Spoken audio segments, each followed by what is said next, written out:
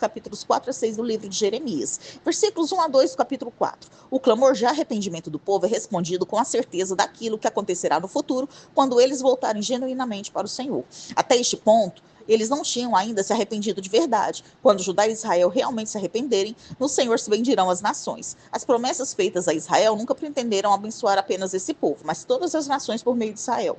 Versículo 3. Jeremias apelou ao povo para uma reviravolta espiritual da vida pecaminosa e desperdiçada. Ele retratou isso como o ato de arar o solo, que era duro e improdutivo por causa das ervas daninhas, para torná-lo cultivável. Versículo 4. A camada endurecida em volta do coração das pessoas tinha de ser movida, assim como a circuncisão removia o prepúcio. A circuncisão era um sinal da aliança. Entretanto, o ritual religioso sem o relacionamento correto do coração com Deus era inútil. Versículos 5 e 6. Judá e Jerusalém devem se preparar para a guerra. A trombeta anuncia perigo, para que o povo que vive no campo, sem muros e assim desprotegido, fuja para as cidades fortificadas em busca de proteção. A ameaça vinha do norte. Versículo 7. O leão que está rondando é a Babilônia, porque tem um grande poder de conquista. Ela também simbolizada pelos leões alados que estão guardando a sua corte real. Versículo 8. Lamentar e prantear são práticas apropriadas, pois Deus vai descarregar o furor da ira sobre o povo injusto e sem amor. Versículo 9. Os sacerdotes ficariam pasmados por causa da punição causada por suas idolatrias. Os profetas estavam espantados porque suas profecias otimistas não eram cumpridas. Versículo 10. No presente caso, Deus permitiu que falsos profetas enganassem a nação dizendo que haveria paz. Compreendendo o governo de Deus sobre a história, Jeremias achou justificado formular essa questão, embora soubesse que Deus não é um enganador. Deus permitiu um engano, mas Jeremias protestou contra ele. Versículos 11 e 12. O vento abrasador trazendo areia e poeira é comparado aos efeitos do exército inimigo. Tal vento só destrói, não é como o vento que ajuda a peneirar e limpar os cereais levando a palha. Esse vento arrasador levaria tudo. Versículo 13. O exército é descrito como vindo de repente, como as nuvens antes da chuva forte, montado tão rigidamente como uma tempestade e movendo-se tão rapidamente quanto as águias. Jeremias percebe que eles estão perdidos em face de tal inimigo. Versículo 14. Jeremias continuou a fazer apelos para que o pecado fosse tratado para que a destruição nacional pudesse ser evitada, enquanto ainda havia tempo para o arrependimento.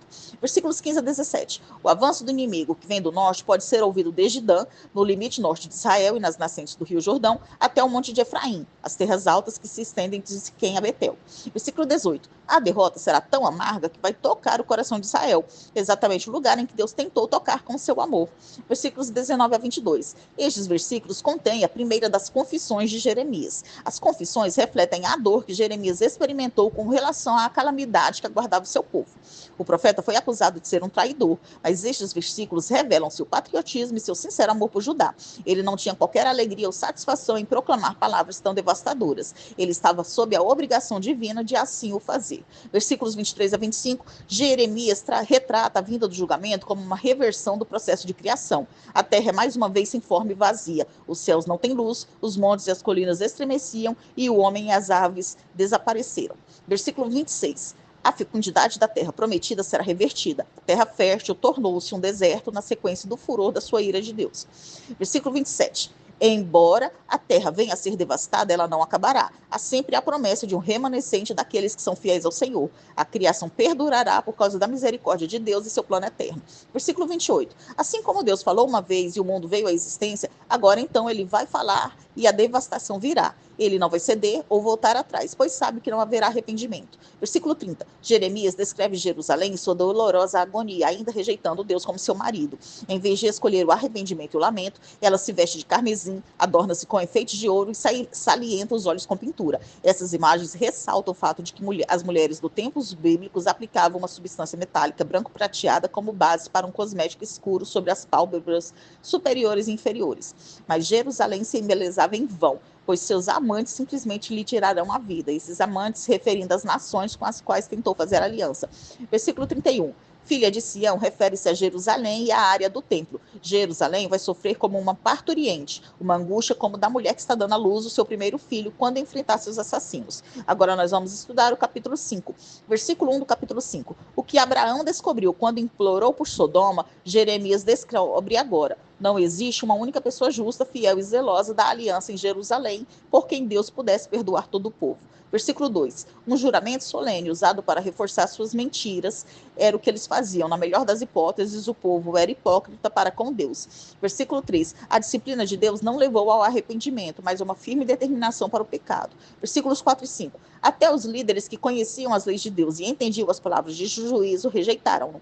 Deveriam ensinar e guiar o povo, porém, em vez disso, conduziram a nação ao pecado. Jeremias observou os pobres e aqueles que ignoravam os caminhos de Deus e percebeu que não aprendiam as leis de Deus com seus líderes. Por isso, o veredito do Senhor sobre Jerusalém foi de que todos na cidade eram culpados. Não havia um seguidor verdadeiro em qualquer classe. Versículo 6. 3 animais que despedaçam e comem suas vítimas representam o invasor, o leão, o lobo e o leopardo, retratando o castigo violento tanto para os pobres como para os ricos. Versículo 7. Deus não consegue encontrar uma razão para perdoar, pois os israelitas juram por aqueles que não são deuses e adulteraram e se reuniram em casas de prostitutas, embora seu marido divino tenha suprido todas as suas necessidades. Essa imagem mostra a adultério espiritual cometido ao usar o corpo para tomar parte em rituais de fertilidade pagãos no culto a Baal.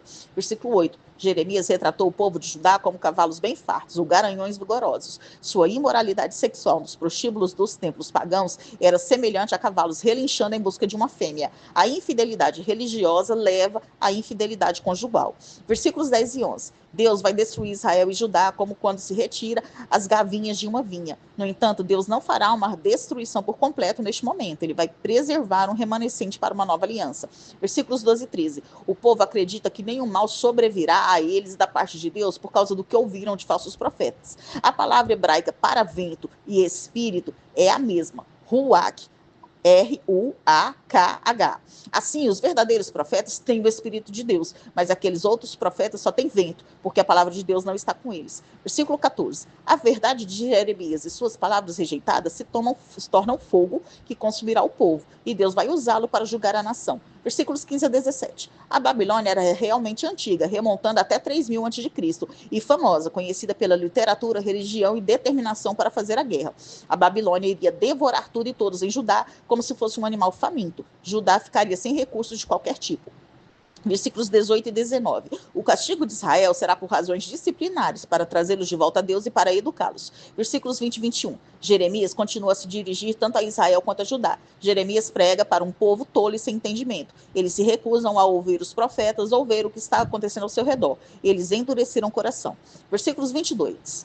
Os atos providenciais de Deus no mundo natural, tais como a criação das praias para impedir inundações, dar as chuvas nos tempos certos, o tempo oportuno para as colheitas, são testemunhos suficientes da realidade da graça de Deus. Uma vez que as nações se afastam de Deus, ele lhes tirará esses dons que não estão sendo apreciados. Versículo 23. Em vez de um coração circuncidado, o povo tem um coração teimoso e rebelde. Eles desviaram-se de diante de Deus e não se voltaram a ele.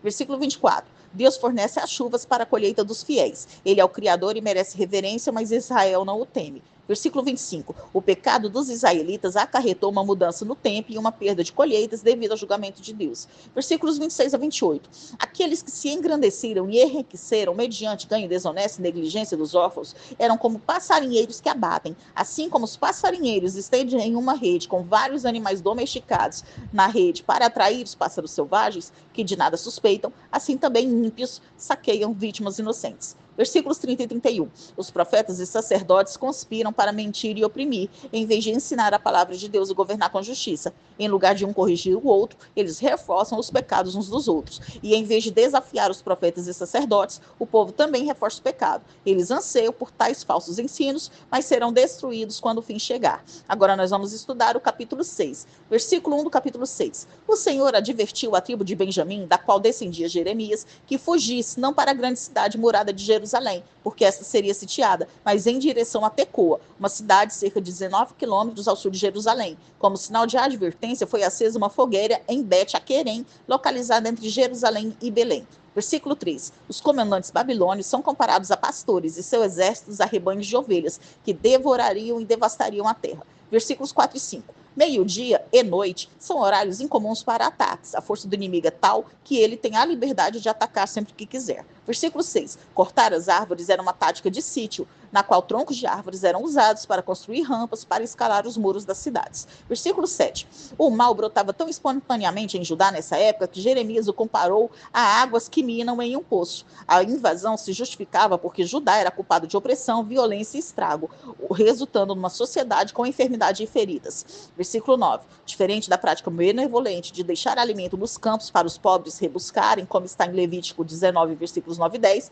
quando os babilônios colhessem Judá, não deixariam ninguém para trás. Versículo 10.